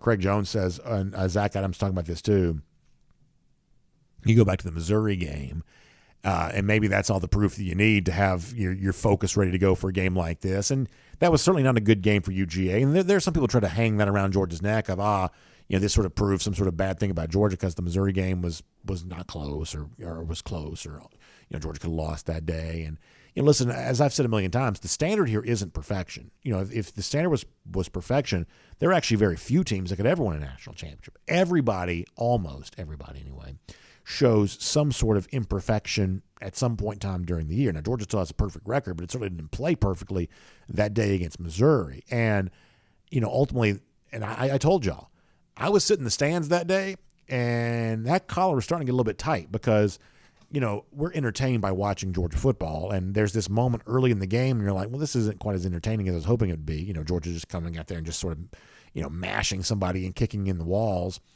And then you kind of go from a little bit of a lackluster performance to, oh my gosh, somebody needs to make a play so Georgia can win this game. And that's kind of an odd sort of transformation of the mind to go through during the course of a game. But ultimately, Georgia did get the win. I don't really kind of hang that on them too much, the fact they played that one close. But it is on Georgia's resume for this year. It did happen. So, maybe they will use that as some form of motivation to be as sharp as they possibly need to be. So the bottom line for me is I believe that Georgia will win. I believe that Ohio State's one of the 4 best teams in the country. And I don't think you would ever want to take one of the 4 best teams in the country lightly. I don't believe that's what Joseph was doing. But I've heard some Georgia fans who've come pretty close to doing that. And I think you got to be careful with that. I really do. I really do. Jamie Huff says Tennessee missed open receivers all game. That game could have been closer. However, I have a slightly different take on that, Jamie. I understand where you're coming from. But there is sometimes a reason in which an open receiver is seemingly open, but the quarterback's not connecting with him. If that quarterback is very rushed in making that throw, then the throw is not going to be as accurate. And so you may have had to give up something in your pass coverage to get to the quarterback, and it may leave a receiver open. But if the quarterback is rushed in making the throw, and then it kind of doesn't matter that he was open, because the chances of the quarterback connecting went way down because of the pass pressure that was being applied. Also, over the course of a long football season, there are a lot of open receivers deep down the field that quarterbacks don't connect with because very deep throws are not particularly accurate. Now, there are some quarterbacks who are more accurate on deep throws than others, but deep throws will always be a pretty inefficient way to move the football because it's just hard to be accurate 40 yards down the field or whatever. And that's some of what you saw for Georgia against Tennessee.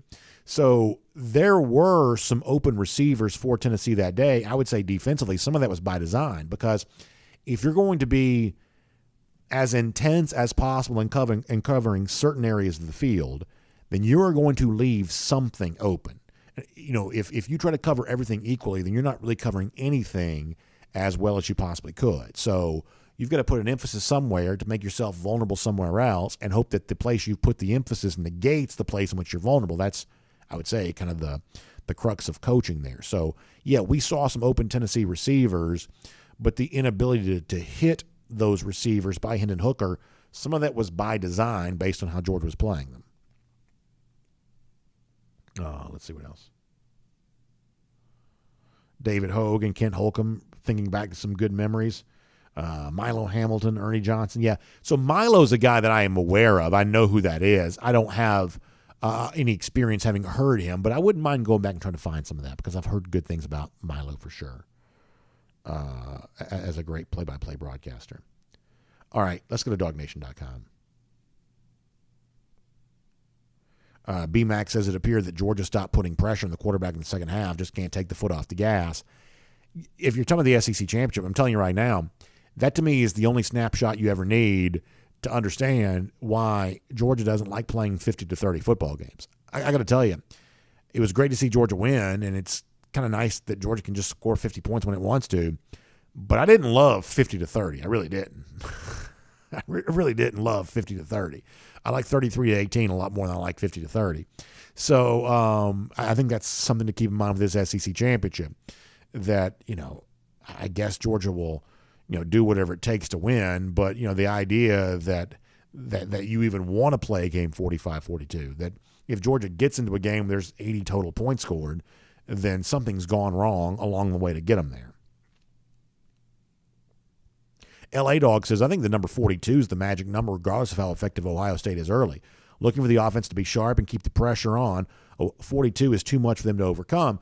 You may be right about that. I would also suggest there may be a lower number than that that's too much for them to overcome. To me, what you say about 42, I might say about 35. I really might. But I understand where you're coming from for sure. Wisco Dog checking in. He says, Adam, Randy Hall, I will do this. Thank you very much, Randy. I will do this. Wisco Dog Adam, though, says Kirby's going to have those boys come New Year's Eve. Kenny McIntosh, Kendall Milton both go over 100 yards, and Stetson shows out too. Boy, I love that, Wisco. Appreciate that. Well said, and I can't wait to see all of that on full display. Randy Hall also mentioned the passing of Franco Harris. And there are a couple things I want to say about this.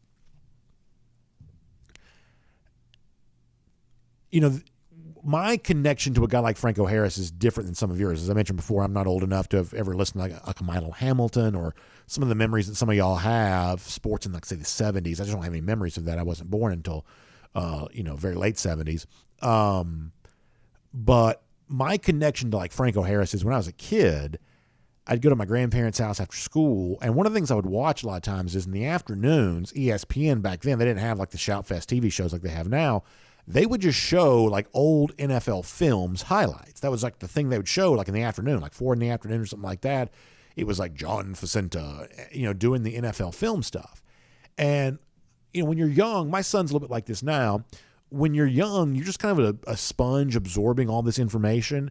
And I just remember being fascinated by the NFL before I was born. And, the Immaculate Reception and the fact that there really isn't a lot of great video. It's like this great moment in NFL history, but there isn't like great video of it. It's kind of weird how the video is always kind of spliced together in sort of an odd way.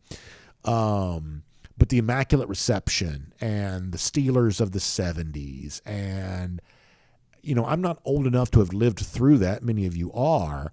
But my memory of that is being a kid and watching those NFL film stuff. And listen, when you're a kid, the NFL Films product is perfect. It's the best moments of a football game with all the boring stuff taken out. And now, as an adult, there's not a lot of boring stuff in football. But as a kid, it's like you go just from one highlight to the next. And like, you used to have this VHS cassette of all the Super Bowls, like the highlights of all the Super Bowls. And obviously a lot of that was Steelers related. So that's my kind of connection to Franco Harris a little bit. But the other thing is, and I wasn't aware of this, and this is what makes the passing of Harris, the great former Steelers running back, so tragic, is I believe that he was going to get his number retired by the Steelers on Saturday, I think. Am I right about this? That this is actually about to happen, and he passes away right before that, which is so sad. And obviously, he's been beloved and honored in Pittsburgh many times throughout the course of his life. Steelers fans have shown their love for him. But it is a little bit of a reminder here, is that when you've got a chance to honor a guy while he's living, I think you just want to do that. I'm always be grateful that, Vince Dooley had Dooley Field named in his honor while he was still living. How sad would that be to know that he never got the chance to experience that while he was alive? Well, obviously Coach Dooley did, and he got to attend many games, at the field that was named after him. And I'm really glad that happened for him while he was alive. And, I just am very, I'm fine with retiring jerseys and making statues and naming stuff after people. I'm just pretty open for most of that. And somebody had a great career. I think you have a right to honor the folks who've done great for your organization, whether it be college program or professional, franchise. I think you have an opportunity to honor those types of people. And, obviously Harris has been honored many times by the Steelers, but his jersey was going to be retired on Saturday. At least that's my understanding. And he passed away prior to that, which is incredibly sad.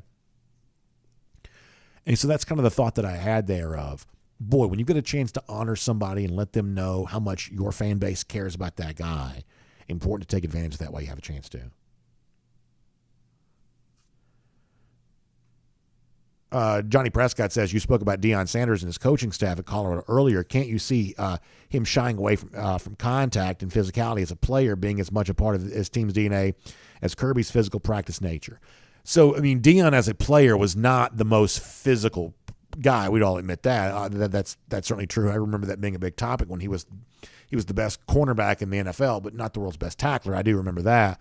But the sense that I get about Deion is I think he sort of knows what football requires. And as much as Deion has always loved him some Deion, I don't think Deion would want 11 Deions on the field, if you get my impression on that, because I think he knows that's not really what football is. And I think every coach has the responsibility to outsource the thing that they can't provide. And you're right, Kirby can provide the toughness and the physicality and all of that. He can obviously create that on defense. He brings a lot of that on offense. But Kirby had to go out and hire Todd Monken. You had to bring that part into the program. And I think that Monken was one of the missing pieces for a national championship. And so I think that Deion, much the same way, and I'm not saying that Deion's going to be as successful a coach as Kirby Smart is, because I don't know that very many coaches will be able to do that. But can Deion be successful enough that he remains employed? I believe there's a very good chance he could do that. And I think the pathway in which he'd do that's kind of the same way here, which is you got to know what you can't provide and find somebody who can provide that. And look, there's a very big part of coaching that's the actual coaching part, and actual coaching is kind of boring because you're not just coaching so that the players can get it right. You're coaching so that they cannot get it wrong. There's a very different level of drill and kill that has to go into something like that. And so Deion's this fun, flashy guy, but there's an element of coaching that's actually boring, and it's not fun, and it's not flashy. It's tedious. And so you got to have some guys on your staff that can do the tedious work too. And I think that Deion's proven himself to be pretty good of having relationships with those guys. Mike Zimmer comes to mind here, and then also hiring those guys as well. So A.J. Harris is obviously signed in the mix. Now Daniel Harris is signed there too. B-Mac putting that in there. Let me go back to YouTube, and then we'll do our final comments, get ready to wrap things up as it gets late on this very, very quick. Kirby's Visor says, Rah Thomas just got a crystal ball, one of those online predictions to UGA, so we're following that too. And I guess we're on guard for that at any point in time towards the end of the week maybe, so we'll see. Let's see what else. Charles says football is a collaborative effort to achieve success. Go Dogs. That's right. That is true. In that you want a head coach that casts a really big vision. You want a head coach that has a really big plan. But a lot of what Kirby Smart has proven to be capable of doing is, as Charles says here, is create kind of a collaborative network where other people do the things that Kirby physically cannot do. I don't mean he's incapable of doing it. I mean that eventually the organization just gets too big for you to do everything that needs to be done. And frankly, in the early days at Georgia, I'm not quite so sure how true that is. Like, look at the 2017 class and even portions of the 2018 class. How much of those classes for Georgia, in 2017, I believe a lot of this was true, but how much of those classes for Georgia was just kind of built on Kirby having really strong relationships with a lot of players because as an assistant coach, he was able to stay in contact with them more frequently than a head coach is capable of doing. So in the early days of Georgia, like Kirby Smart's DNA was on everything. The players that Georgia was signing, the way in which Georgia was operating. Like, this was a guy that was legitimately burning the candle at both ends as a way of getting the program started. But that's not a long-range path for success, A, because as a human being, you will eventually wither away, and B, you want to build something so big that it takes more than you to be able to run it, and that's what the best football teams are going to do. So now you have Kirby's leadership, which directs everything that happens, but Kirby isn't physically in charge of everything that happens because you can't. I mean, there's a lot of stuff I mentioned before. There's a lot of coaching that's kind of tedious. There's a lot of recruiting process that's a little bit tedious too. A lot of this is about that, finding those reasons for constant communication, that you got to have people whose job is that, because a coach just can't be thinking about 15 things at once and think about those things effectively. So I think Charles is right about that.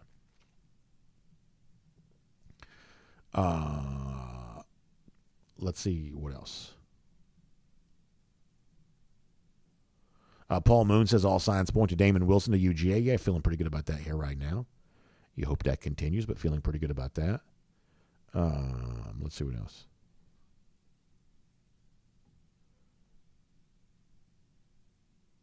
Greg Rosenberg says, adding this 2023 defensive class to our last two defensive classes, looks like we're going to have another generational defense soon and not have to wait a generation for it. I think, Greg, that's a great way to say that.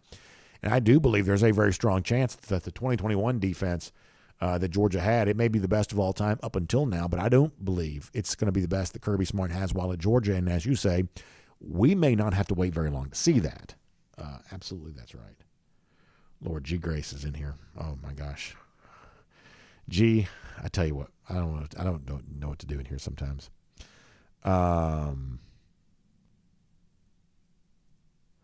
Jonathan Aaron says, can you imagine how much fun Todd Monken would have with Ra Thomas and Travis Hunter? Yeah, boy, you better believe that could be a lot of fun. All right, final Facebook comments, and then one more trip to DawgNation.com, and then we're gonna be done.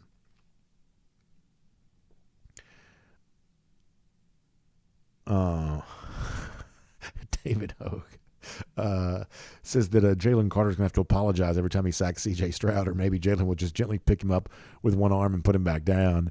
Yeah, it's kind of funny. It's like, Jalen don't want to be too rough because he'll get criticized if he's too rough. And there were some people trying to, say that Jalen Carter should have been, in trouble for picking up Jaden Daniels. If anything, I think other people pointed this out. That just kind of shows, I think Kirby Smart himself even said this, that shows his restraint. That shows his self-control. You pick up the quarterback, you kind of gently put him back down. If Marco Wilson had gently put the shoe back down before throwing it, the way that Jalen Carter did with Jaden Daniels, then this whole episode with the shoe throw may never become a thing. Colin Newberry checks in to say that Roderick Robinson is now official. You love that. Good to see. By the way, so I hadn't seen Kathy in a while in the comment section, but when she was with us at one of our live shows back during the season, so she gently corrected me because a lot of you know Kathy's a regular longtime commenter, great dog fan, and I would always call her Kathy Aquavia Green. But and when you look at the way her name is spelled, that's not the way it's spelled. I believe it's, and I think she told me it's Aquaviva. Kathy Aquaviva Green. Did I say that right, Kathy Aquaviva? Kathy, one of the many folks in here whose names I've probably mispronounced over the years. But I believe it's Aquaviva Green. Aquaviva, I believe I'm saying that right. Doug Rayburn said, but if Marco Wilson had done that, we would not have the Golden Shoe Award. And indeed, we wouldn't have. And so maybe it all works out for the good reason.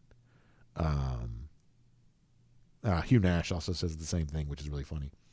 All right, let's. Kathy says I did get that right. Well, Kathy, that's good to know. And Kathy, I'm always glad to have you in here, and hope you're getting ready for a great Christmas. BMAC says if Georgia gets at least 4 sacks against Ohio State, then UGA should win. BMAC, I believe that you're right about that. I think that's a really good number and a really good thing to kind of shoot for. Danny Gershwin checks in to say, I don't care how great a coach is.